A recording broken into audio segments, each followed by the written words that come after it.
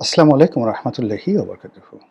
সম্মানিত দর্শক, জ্বালানি তেলের মজুদ, সরবরাহ, বিক্রয়, বিপণন এগুলো নিয়ে যা কিছু হচ্ছে রীতিমতো ভেলকিবাজি, তেলেস্মাতি এবং সরকারের অসতর্কতা, অদক্ষতা, আমাদের যারা আমজনতা এদের মধ্যে অনেকের অস্থিরতা, অনেকের অসততা এবং অনেকের চক্রান্ত। সব মিলিয়ে পুরো দেশ জাতিকে বিপদ এবং বিপত্তির মধ্যে ফেলে দিয়েছে। মানুষের ক্রোধ, মানুষের রাগ, অস্থিরতা এগুলোর ফলে নিত্য নতুন অপরাধের জন্ম হচ্ছে। এই বিষয়গুলো নিয়ে আলোচনা করব। তার আগে দুটো ঘটনা বলে নিই। একটি ঘটনা হলো, অনেকক্ষণ ধরে এক ভদ্রলোক ট্রাক ড্রাইভার, সে তেলের জন্য অপেক্ষা করছিল পেট্রোল পাম্পে। পরে ধৈর্য হারিয়ে ফেলেন, রাগ হয়ে যান এবং সেই পেট্রোল পাম্পের যে ম্যানেজার তাকে ট্রাকের নিচে ফেলে মেরে ফেলেন। গ্রেপ্তার হয়েছেন তিনি। এটি একটি অপরাধ। আরেকটি অপরাধ হলো যে গাড়ির মালিক, সেই গাড়ির মালিক তিনি অস্ত্রধারী ধনী ব্যক্তি, সিনিও ধৈর্য হারিয়ে ফেলেন এবং সে অস্ত্র প্রদর্শন করে সেখানে গুলাগুলি করে তিনি তছনছ করে ফেলেন। এর বাইরে বেশ কয়েকজন পেট্রোল পাম্প মালিক, তারাও সেই তাদের পেট্রোল পাম্পে যে সকল ঘটনা ঘটছে, যেভাবে পরিস্থিতি তৈরি হচ্ছে, অনেকে হাউমাউ করে চিৎকার চেঁচামেচি কান্নাকাটি শুরু করছেন। তেল নাই, হাজার হাজার বা শত শত লোক দাঁড়িয়ে আছে, অকথ্য ভাষায় অশ্লীল ভাষায় গালাগাল করছে, পেট্রোল পাম্পে আগুন দেওয়ার কথা বলছে, ভেঙে ফেলার কথা বলছে। এই চাপ অনেক পেট্রোল পাম্পের কর্মকর্তা, কর্মচারী, মালিক, শ্রমিক তারা নিতে পারছে না। বিভিন্ন ডিপো আমাদের দেশে জানেন যে আমাদের যে তেলগুলো, সেই তেলগুলো সমুদ্র পথে আসে, এখন ভারত থেকে পাইপলাইনের মাধ্যমে আসে এবং এই তেলগুলো ক্রুড অয়েল হিসেবে কিছু আসে, মানে অপরিশোধিত হিসেবে আসে আর পরিশোধিত হিসেবে আসে। এগুলো আমাদের যে একমাত্র চট্টগ্রামে যে ইস্টার্ন রিফাইনারি আছে, সেখানে রিফাইনারি হয় যেগুলো অপরিশোধিত, আর যেগুলো পরিশোধিত সেগুলো সরাসরি বাংলাদেশে যে বিভিন্ন ডিপো রয়েছে, বিভিন্ন জায়গাতে ডিপো রয়েছে, 4টি কোম্পানি, পদ্মা, মেঘনা, যমুনা, 3টি কোম্পানি, তেল কোম্পানি। তো এই কোম্পানিগুলোর অসংখ্য ডিপো রয়েছে, সেই ডিপোগুলোতে তেল যায়। আর বিভিন্ন ডিলার, যেমন পদ্মার ডিলার, যমুনার ডিলার, মেঘনার ডিলার, তো এই ডিলারগুলোর মাধ্যমে এই ডিপো থেকে এই কোম্পানিগুলো তেল মানে সারা বাংলাদেশে দেয়। এখন ধরুন এই যে 4টি কোম্পানি, এগুলোর মালিক হলো বাংলাদেশ পেট্রোলিয়াম কর্পোরেশন, বিপিসি।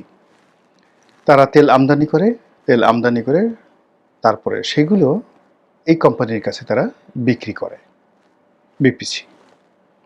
আর এই কোম্পানিগুলো তাদের যে সকল ডিলার রয়েছেন, সেই ডিলারের মাধ্যমে সারা বাংলাদেশে সেগুলো তারা সরবরাহ করে এবং এজন্য তাদের নিজেদের গাড়ি আছে।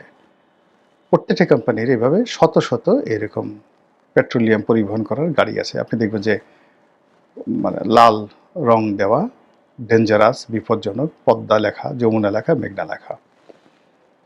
তো এই যে ডিপো থেকে যে এখন যে গাড়িগুলো আসছে, সেই গাড়িগুলো নিরাপদ না। এই গাড়িগুলো যখন পথে চলছে, ড্রাইভার তো চালিয়ে যাচ্ছে, এর পেছনে মোটরসাইকেল চালিয়ে অনেকে সেই পাম্প খুলে নিয়ে নিচ্ছে। অনেকে মাঝপথে সেই লরি, বিভিন্ন কোম্পানির লরি আটকে সেখান থেকে তেল তারা ছিনতাই করে নিয়ে যাচ্ছে। এগুলো খবরে আসছে না, কিন্তু অসংখ্য ভিডিও ফুটেজ আমরা দেখতে পাচ্ছি। এরপরে যে কাজ হচ্ছে, সেই কাজটা হলো, বিভিন্ন পেট্রোল পাম্পে ধরেন যারা চাকরি করে, সব কর্মচারী তার ভালো না, কিছু কর্মচারী অসৎ, তারা ওই ওজনে কম দিবে। 2 নম্বর আবার অনেক পেট্রোল পাম্প আছে, তারা 2 নম্বর তেল বিক্রি করবে, কেরোসিনের সাথে ওটা মিলাবে, ওটার সাথে ওটা মিলাবে, এই সমস্ত কাজ করে। কিন্তু এই ক্রাইসিস যখন আসে, তখন দেখা গেল ডেইলি যদি তারা 3-4 হাজার লিটার তেল ওখান থেকে সরিয়ে ফেলতে পারে, আর বাজার মূল্যের সাথে 3 গুণ দামে তারা বিক্রি করতে পারে। তাহলে নগদ 4 লাখ 5 লাখ টাকা সে পার ডে ইনকাম করতে পারে, এবং এটার একটা সিন্ডিকেট কিন্তু এই কদিনে গড়ে উঠেছে, যারা পেট্রোল পাম্প কর্মকর্তা কর্মচারী তারা। এর বাইরে যারা খুদে ব্যবসায়ী, কারো হয়তো সে বলতেছে যে আমার একটা জেনারেটর আছে, আমার একটা অমুক আছে, এই কথা বলে বিভিন্ন পেট্রোল পাম্প থেকে হয়তো 50 লিটার নিয়ে গেল, হয়তো 100 লিটার নিয়ে গেল। তো নিয়ে যাওয়ার পরে এইভাবে যদি 1 লাখ লোক সারা বাংলাদেশে তারা এই 50 লিটার 100 লিটার করে নিয়ে ছোট ছোট বোতলে ভরে, 2 লিটার 3 লিটার বোতলে ভরে তারা রাস্তায় যদি বিক্রি করে, তাহলে কম করে হলে ধরুন 3 লাখ লিটার তেল এরকমভাবে রাস্তায় এই মুহূর্তে আছে মিনিমাম। আর যারা বড় মজুত করেছে 35,000 40,000 1 লাখ লিটার পর্যন্ত বিভিন্ন মানুষ মজুত করেছে। ফলে তেলের যে ক্রাইসিস, এই যে ক্রাইসিস, এটা কৃত্রিম এবং আমাদের অভ্যাসের কারণে আমরা এই কাজগুলো করে চলছি, নিজের অস্থিরতা দেখাচ্ছি, অনেকেই মন্দ কাজগুলো করছে, আর এই বিষয়গুলো সরকার নিয়ন্ত্রণ করতে পারছে না। এর ফলে এই তেল নিয়ে একটা নতুন অপরাধ জগৎ তৈরি হয়েছে। সরকার বলছে তেল বাংলাদেশ থেকে পাচার হয়ে ভারতে যাচ্ছে, এর কারণ হলো ভারতে বাংলাদেশের তেলের চেয়ে ওখানে মূল্য বৃদ্ধি, মানে মূল্য বেশি। অস্বাভাবিক নয়। হাজার হাজার লাখ লাখ, মানে যেখানে একটা পেঁয়াজ চোরাচালানি হয়, 1 কেজি পেঁয়াজ চোরাচালানি হয়, 10 কেজি চিনি চোরাচালানি হয়, তো সেখানে ডিজেল পেট্রোল তো অনেক আগের থেকে আমাদের সীমান্তে চোরা কারবারির পণ্য হিসেবে ব্যবহৃত হয়ে আসছে, আজকে না, সেই স্বাধীনতার পর থেকেই। তো কাজে এই ক্রাইসিস মোমেন্টে বাংলাদেশের তেল সীমান্ত পাড়ি দিয়ে ভারতে যাচ্ছে, অস্বাভাবিক না, কিন্তু দায়িত্ব তো সরকারের, তারা অভিযোগ করলে তো হবে না। পুলিশ আছে, র্যাব আছে, বিজিবি আছে, কেন? এই সীমান্তকে চেক দেওয়ার জন্য। ফলে তেল ভারতে চলে যাচ্ছে, এটা কোনো এক্সকিউজ না, এটা ফেরাতে হবে। তো এই যে দেখুন, চোরাচালানিতে কিছু মানুষ হঠাৎ করে জড়িত হয়ে যাচ্ছে, যারা হয়তো সীমান্তের পেট্রোল পাম্প থেকে স্বল্প পরিসরে চোরাচালানি করতে এখন সারা বাংলাদেশ থেকে সিন্ডিকেট করে সরকারকে বিপদে ফেলা বলেন, নিজেদের আয় রোজগার বাড়ানো বলেন, যা কিছু বলেন, তারা যে বিরাট একটা সিন্ডিকেট গড়ে তুলেছে, এটা অপরাধের একটা নতুন মাত্রা।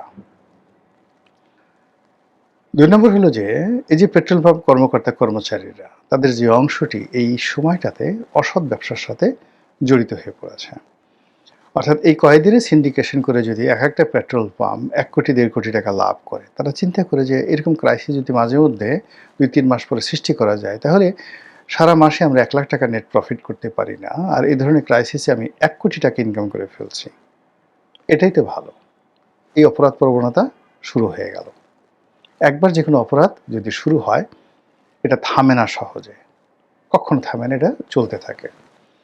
তো এই যে অপরাধ প্রবণতা শুরু হয়ে গেল, তারপর মানুষ যারা এই যে পেট্রোল পাম্প থেকে পেট্রোলের বাইরে অবৈধ ব্যবসা করার জন্য যেটা সিন্ডিকেট গড়ে উঠলো এই সময়টাতে, এরা পার্মানেন্টলি ব্যবসাটা করতে চাইবে। তারপর মানুষের মধ্যে যে নিরাপত্তাহীনতা, যার গাড়িতে ধরেন 80 লিটার তেল লাগবে, তার 40 লিটার তেল আছে, কিন্তু তারপর তার এখন তেল ভরতে হবে। এই যে তার যে একটা অনিশ্চয়তা বোধ, দেশের প্রতি বিশ্বাস না থাকা, আস্থা না থাকা, সরকারের প্রতি বিশ্বাস না থাকা, আস্থা না থাকা, এই জিনিসগুলো শেষ অবধি যদি অন্যান্য সেক্টরে, অর্থাৎ ধরুন ব্যাংকিং সেক্টরে একটা প্রবলেম হলো, তারপর চিনির ক্ষেত্রে একটা প্রবলেম হলো, চালের ক্ষেত্রে একটা প্রবলেম হলো, নিত্য প্রয়োজনীয় অন্য যে কোনো দ্রব্যের ক্ষেত্রে মানুষের এই অবিশ্বাসটা চলে এলো সরকারের উপরে, ডিমের ক্ষেত্রে, মুরগির ক্ষেত্রে, মাংসের ক্ষেত্রে, কয়টা সামাল দেবেন আপনি বলেন? তাহলে এই যে মানুষের মন মানসিকতাটা পরিবর্তন হয়ে যাচ্ছে, এই মন মানসিকতা বিশ্বাসকে, মন মানসিকতাটা ওকে করা, বিশ্বাসকে পুনরুজ্জীবিত করা এবং রাষ্ট্রের প্রতি অনুগত থাকা এবং বিশ্বস্ত থাকার জন্য সরকারের যে কর্মকাণ্ডগুলো করা দরকার, কেউ করছে না। এটা মাথায় আসছে না যে এরকম একটা সাইকোলজিক্যাল বিষয় একটা দেশ জাতিকে কত বিপদে ফেলতে পারে, একটি সরকারকে কত বিপদে ফেলতে পারে, এই কথা তারা কল্পনাই করতে পারছে না। সর্বশেষ এই যে ট্রাকের যে কথাটা বললাম, অন্যান্য যে অপরাধ, এর ফলে কি হলো দেখুন, এই তেলকে কেন্দ্র করে মানুষের মধ্যে এই যে গাড়ি চাপা দেওয়ার যে একটা প্রবণতা আসছে, এখন সেই কাজটি যদি ব্যাপকভাবে বাড়তে থাকে, সারা বাংলাদেশে চলতে থাকে। তারপর এই যে যেই লোকটি বা এদের মতো যারা অধৈর্য হয়ে গেছে, সে যদি রাগ হয়ে অন্য একটা প্রাইভেট কারের উপর তার ট্রাকটা উঠিয়ে দেয়, একটা প্রাইভেট কার যদি একটা সিএনজির উপর উঠিয়ে দেয়, একটা সিএনজি যদি একটা রিক্সার উপর উঠিয়ে দেয়, এই যে মানুষ তেলকে কেন্দ্র করে ধৈর্য হারিয়ে ফেলছে, সব মিলিয়ে আমার কাছে কিন্তু লক্ষণ ভালো মনে হচ্ছে না। মহান আল্লাহ আমাদের সবাইকে হেদায়েত দান করুন এবং হেফাজত করুন। আসসালামু আলাইকুম ওয়া রাহমাতুল্লাহি ওয়া বারাকাতুহু।